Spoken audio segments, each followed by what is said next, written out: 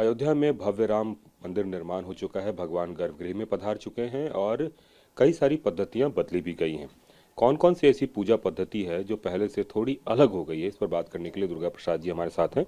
पंडित जी, एक बात बताएं कि पुराने में और नए पूजा पद्धति में क्या कुछ बदलाव देखने को मिला? देखिए, जो नया भगवान जी आए हैं, नया प्रतिष्ठा हुआ जिन भगवान का, उसमें अब पहले तो सामान्यतः स्नान विधि था। अब वो धीरे धीरे पंचामृत से स्नान करेंगे, जैसे दूध, दही, घी, मधु और शर्करा।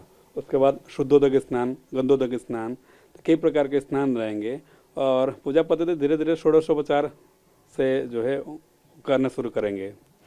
तो ये पंचोपकार और षोडशोपकार दोनों में फर्क क्या होता है? क्योंकि पहले उनका पंचोपकार से हो रहा था। नहीं, पंचोपचार से तो धूप दीप नैवेद्य इत्यादि केवल आता है, और षोडशोपचार में कई प्रकार के होते हैं। पुष्प इत्यादि कई प्रकार के षोडश उपचार है, और 16 तरीका से उसका जो है पूजन करते हैं। इसकी वजह क्या रही? क्या मतलब इसमें क्यों ऐसा किया गया? देखिए, पहले छोटे रामलला थे, बहुत छोटे थे, तो कई प्रकार का जो है पूजन और उसका श्रृंगार करने में टाइम भी लगता है। और धीरे धीरे बड़े राम जी गए तो फिर भव्यता की ओर बढ़ेंगे, तो भव्य और दिव्य आगे बढ़ाने के लिए उपचार इत्यादि बढ़ा दिए गए हैं। दूसरा, अगर हम पूजा की बात करें तो क्या समय अवधि भी कुछ बढ़ी है? आरती वगैरह भी बढ़ा है या पहले की तरह ही है? देखिए, पहले जो बहुत साल से जो चला आ रहा है प्रयास, वही नियम था, और आधा घंटा का ही, और सुबह आधा घंटा, शाम का आधा घंटा का अवधि बढ़ाया था। क्योंकि अब भगवान अब यथास्थान अपने नए भवन में गए हैं, विराजमान हो गए हैं। अब धीरे धीरे, क्योंकि बहुत से लोग दर्शन करने भीड़ है, तो भीड़ को दृष्टि रखते हुए पूजन का अवधि भी बढ़ाया जाएगा, और बढ़ा रहे हैं। जैसे आज दिन भर दर्शन हुआ है, आरती के साथ साथ सबका दर्शन हुआ, आज बंद ही नहीं हुआ मंदिर, तो भीड़ तो देखना पड़ेगा। श्रद्धालु आ रहे हैं तो उनका भी एक व्यवस्थापन तो करना पड़ेगा, सबका दर्शन हो जाए, सब व्यवस्था तो करना पड़ेगा। तो ऐसी स्थिति में एक तरफ पूजा होता रहेगा, दूसरी तरफ दर्शन भी होते रहेंगे? नहीं, अभी तो क्योंकि 1-2 दिन तो ऐसा चलेगा, क्योंकि 3 दिन मंदिर बंद था। अब धीरे धीरे फिर यथास्थान भगवान की, हमारा छोटे सरकार हैं, विश्राम, हम जो भावना रहता है उनका विश्राम का भी एक समय अवधि होना चाहिए। और धीरे धीरे आगे, जैसा अभी तो नियम बन रहे हैं, लोगों को देख रहे हैं कैसे ठीक से चल सके, व्यवस्थापन कर रहे हैं।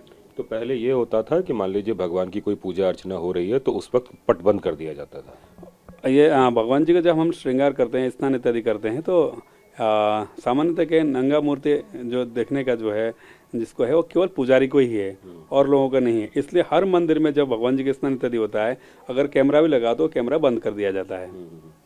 तो अभी जो सामान्य पूजा है उस समय पट बंद नहीं हो रहा है, क्योंकि आज केवल आरती के समय में प्रातः स्नान इत्यादि का तो सब पट बंद होके ही हुआ है, और 7 बजे खुला है मंदिर।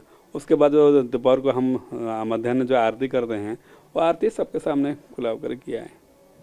तो एक तरीके से श्रद्धालुओं के लिए तो ये अच्छी खबर है कब से, क्योंकि इतना जिन्होंने ढांचा गिराया है, वो लोग अभी जब भगवान जी हमारे प्रतिष्ठित हो गए हैं, तो कितना लालायित होंगे, उनकी जो है मन में क्या उत्साह होगा, वो हम लोग शब्दों में तो वर्णन नहीं कर सकते। तो आरती के साथ साथ और भी कोई ऐसा पूजा पाठ है जो बंद पर्दे के होता था लेकिन अब वो खुला कर रहे हैं आप लोग? नहीं, जैसे आरती के बाद भगवान का भोग लगता है, तो बंद पर्दे में ही लगता है भोग, और सामान्यतः विशेष पूजन और नहीं होता है। भोग भी अभी खुले में ही लग रहा है? नहीं, भोग के समय तो बंद होता है, 5 मिनट 10 मिनट जो अवधि है, भोग और जो स्नान इत्यादि विधि है, वो पट बंद में ही होता है। तो कई सारी ऐसे पूजा पद्धति है जिन पूजा पद्धतियों को एक तरीके से कह के भगवान को पर्दे में किया जाता था, लेकिन अभी भीड़ को देखते हुए उसे बाहर भी किया जा रहा है और लोग दर्शन ज़्यादा से ज़्यादा कर सके, इसकी कोशिश है।